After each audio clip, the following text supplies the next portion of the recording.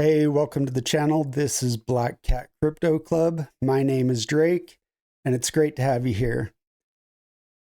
So with this being my first video, I wanted to get it up front and out of the way. What's up with the name? Why did I call it Black Cat Crypto Club? Pretty simply, I like cats, and I especially like black cats, because for one, black cats and black dogs are the least likely to find homes and be adopted out from the shelters. So they're a bit of an underdog in that area, no pun intended. But I've always liked the underdogs. I find myself rooting for the underdogs and advocating for them. And you're going to kind of see that there's a big underlying theme of that in this channel. And to a large extent, this channel is kind of dedicated to the underdogs. So we're going to get into it. We're going to have fun with some animal talk kind of sparsed in here and there. But for the most part, it's going to be a bunch of, financial gibberish. But it's going to be some information that I don't think you've maybe heard before, and from a perspective that maybe you've never thought of. Oh, and speaking of kitties and cats, it's kind of rare to find me when I'm not wearing a kitty shirt, and today is no exception. I've got, my nice little meowing kitty right there. And this shirt is an old concert t-shirt that I've had for over 20 years, and it's kind of fallen apart. I've got holes here and there appearing, which is kind of sad. But the first rule in traditional finance is don't take financial advice from somebody wearing a 20-year-old shirt, right? But we're not here to talk about traditional finance, Meow. I'm sorry, are you saying meow? Am I saying meow? Why did I say that? Do I look like a cat to you, boy? Now, that's a fair question, and I think it was really well addressed a few years ago by a fellow cat financial YouTuber named Roaring Kitty. But what makes this so good is when he said this, he was talking to Congress. A few things I am not. I'm not a cat. So there you have it, guys. Fair disclosure, I am not a cat. Am I jumping around all nimbly-bimbly from tree to tree? Hey guys, you never know what's going to happen. I might be all nimbly bimbly in a tree, by the end of the episode. Who knows? Stick around. So why did I start this channel? I've had some friends and relatives that have been interested, and I've happily sat down and spent quite a bit of time teaching them what I know. And I've been in crypto since 2012. So I've got, 11 or 12 years of experience now. And I know I have a lot more friends that are interested, and we just haven't had the time to get together and kind of talk it through. But I know I have even more friends that don't know what crypto even is. And I think this information is relevant for both camps. I think whether you decide to get in crypto or not, you're going to find this information interesting. And I wanted a no pressure, non-intimidating way that I could teach people, what I know without them feeling pressured with me 2 feet away, breathing down their neck. And I don't want to do that. I'm not here to pressure anyone into anything. Everybody's situation is different, and you've got to do what's right for you.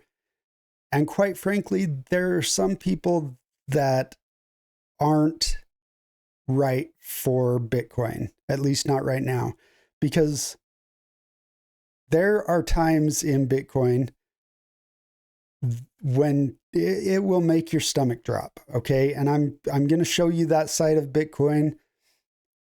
You know, I'm not going to paint everything all roses and sunshine and the chart goes up and to the right, because nothing works like that. And if somebody says something works like that, they're probably not being truthful to you. But I think you need to know that side, because otherwise you get in and you have these false expectations, and you're going to make really poor decisions. You're going to panic and sell when the markets are down, and you're going to lose your money. And I don't want to see that happen to anybody. So, you know, crypto has and continues to be a great opportunity. You know, really an opportunity of a lifetime.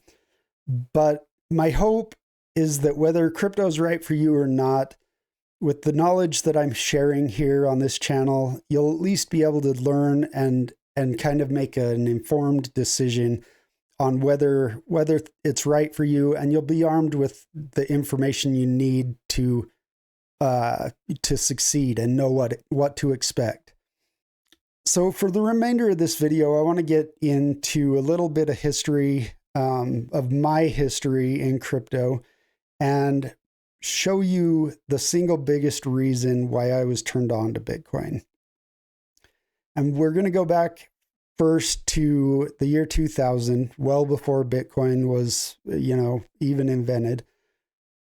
And I was in college. I had become friends with one of my teacher's assistants in one of my psych classes named Sam. And Sam and I were sitting in my front room, and we were talking about, you know, social classes and economics and psychology and social inequality and all these things. And Sam dropped this bomb on me, and it blew my mind. So I'm going to kind of try and show you that this idea, and it's kind of a simple explanation on how our money system works. So I'm going to jump over to this chart that I made. Okay, so we've got here a simplified explanation of how our money system works.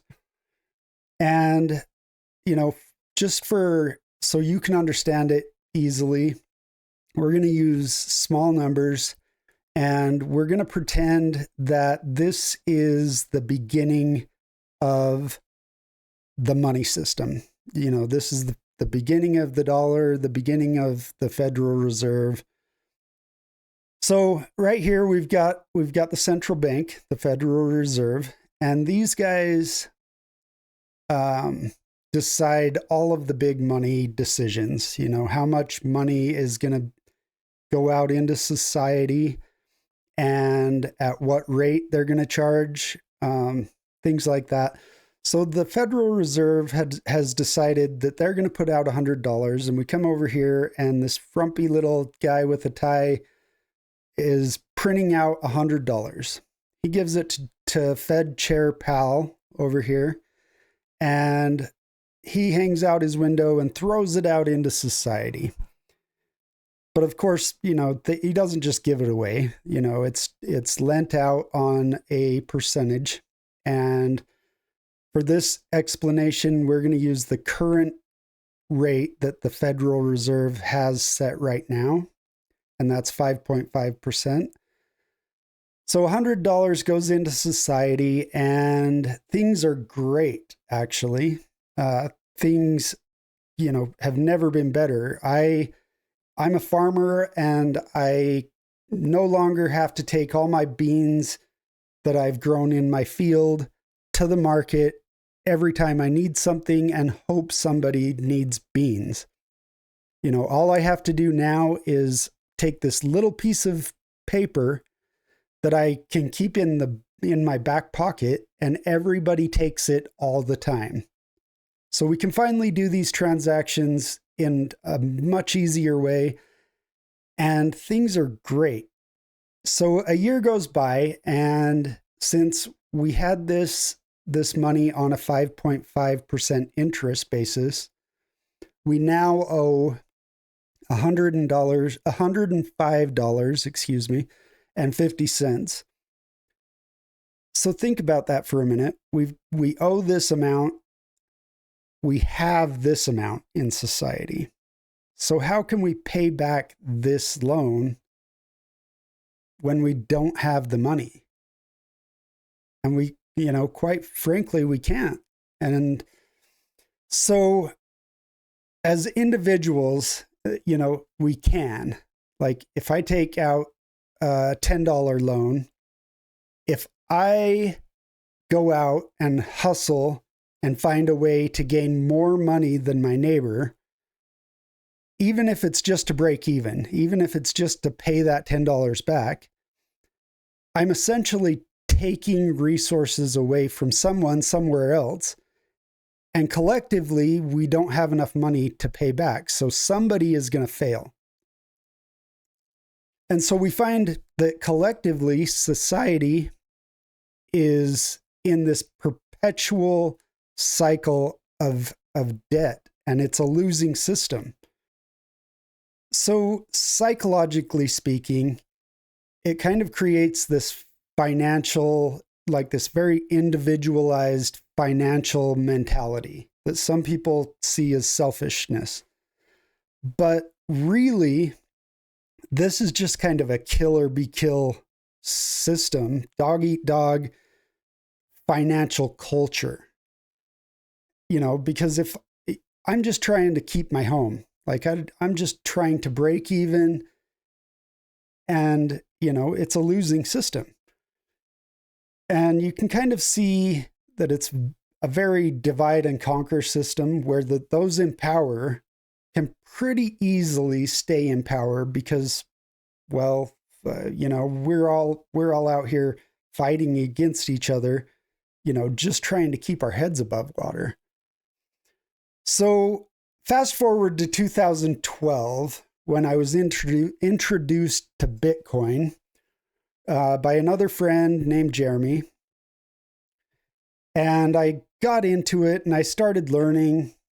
And what I learned about Bitcoin was that it was born in the wake of the 2008 financial crisis, where banks went out and wrote really bad loans and ended up failing. Once people started defaulting on these loans, the banks started failing, and people, it was kind of worrisome that, whether our money was really safe with these failing banks. And this person who went, or people, nobody really knows, went by a pseudonym named Satoshi Nakamoto. And nobody knows who Satoshi is. He's gone silent and kind of disappeared, which is completely fine because Bitcoin's decentralized and we don't need the maker. We don't need a leader. We don't need any of that in Bitcoin. But when I read the Bitcoin white paper, my jaw just kind of dropped. And it was another one of those mind-blowing moments for me, and very much related to that moment where Sam showed me how much of a losing system our money system really is. And I had seemingly found this new system in Bitcoin that kind of gave me a way out of the interest-based monetary system that held so much power over us, that holds so much power over all of us. And not only was it a way out, but it actually took the power that had been centralized and held over us, and it divided it back up and gave it equally to everyone within society. And that is what decentralization does. It takes some form of power and it distributes it back to everyone. So what I learned about Bitcoin was that it was a decentralized money system. You know, we didn't have a central bank in charge of any of it. That it was rules-based and set by mathematical code. And no one could manipulate the supply or the issuance of this currency. And maybe most importantly is this money, this new thing, Bitcoin, it wasn't issued on interest and debt. So this is why, you know, this was the single biggest reason why I was so turned on to Bitcoin. But there are countless other ways that Bitcoin is superior to the traditional system. And I'll kind of show that in my next video. I'm going to be doing a deeper dive into Bitcoin specifically. And I'm going to show you 6 or 7 other problems that Bitcoin solves. But for right now, I'm going to show you an interesting video clip from just, I think this was about, I don't know, probably 4 or 5 days ago. And this is a clip of Michael Saylor. He's the CEO of MicroStrategy. And he took this failing business, MicroStrategy, and he reimagined it with Bitcoin. He saw the value of Bitcoin and reimagined this whole company with the help of Bitcoin. And he did this in 2020. And so just 4 or 5 days ago, he did this interview with on a news channel. And he's asked by the news anchor, at what point are you going to sell? You know, like you've turned this thing into a great profit. When are you going to sell? And it's really interesting to watch what a CEO of a company that's traded on Wall Street says about Bitcoin. So listen close. But let's talk about your existing holdings. As I mentioned in the intro, now worth around $10 billion. You have paper gains of about 70% or so, which a lot of people would like to see that sort of return. At any point, would you sell? When would it make sense to take profits there? Well, I've famously said I'm going to be buying the top forever. Bitcoin is the exit strategy. It is the strongest asset. So what we see right now is the Bitcoin has just emerged as a $1 trillion asset class. And it's alongside names like Apple and Google and Microsoft. But the difference between Bitcoin and the Magnificent Seven is Bitcoin's an asset class. It's not a company. There's not enough room in the capital structure of those companies to hold $10 trillion or $100 trillion worth of capital. So Bitcoin's competing against gold, which is 10x what it is right now. It's competing against the S&P index. It's competing against real estate, a $100 trillion plus asset class, as a store of value. So we believe capital is going to keep flowing from those asset classes into Bitcoin because Bitcoin is technically superior to those asset classes. And that being the case, there's just no reason to sell the winner to buy the losers. So really interesting to hear him saying that Bitcoin is the exit strategy. But I'm interested in what you think. What do you think about the traditional finance system and the information that I shared with you today? Do you have any questions or things that I need to go further into? Leave me a comment and I will do my best to get that information out. But right now, I want to go through a little bit of an outline on my next few videos because I don't want you to get this far into it and go, well, that's great, but I have no idea what I'm even doing. And I will get to that, I promise. But the next few videos are going to be a little bit deeper dive into Bitcoin, just so you can kind of understand it and know what to expect. And then I'm going to show you 2 other coins and projects that I personally am invested in. And I'm not necessarily saying you need to go out and buy these coins. I just want to show you guys, you know, a little bit of kind of what to look for in a good quality project, because there's a lot of good coins and good projects out there, but there's also a lot of garbage. So I just kind of want to show you kind of what to look for. And we're also going to get into the charts and cycles. I'm going to show you the Bitcoin halving cycle, which is really key in knowing what to expect. And then I am going to, after all of that, I'm going to get into the how-tos and the tips and tricks and exchanges and wallets and buying at the lowest possible fee, and, you know, maybe even how to make a little bit more money on top of your investment by staking and, you know, helping provide the ledger on certain chains. So please make sure you like and subscribe so you don't miss my future videos. If you're at all interested in this subject, the next 4 or 5 videos are really going to have some important information that you're going to need. And if there's anybody that you think might benefit from this, please share this video around. There's no exclusivity in Black Cat Crypto Club. So this is here to help anybody that's interested. And one last quick thing before I go. I've talked a little bit about, you know, crypto making the world a better place and replacing this old, you know, kind of predatory money system and making the world a better place. But, and I think most of you guys know this, but you don't necessarily need Bitcoin to make the world a better place.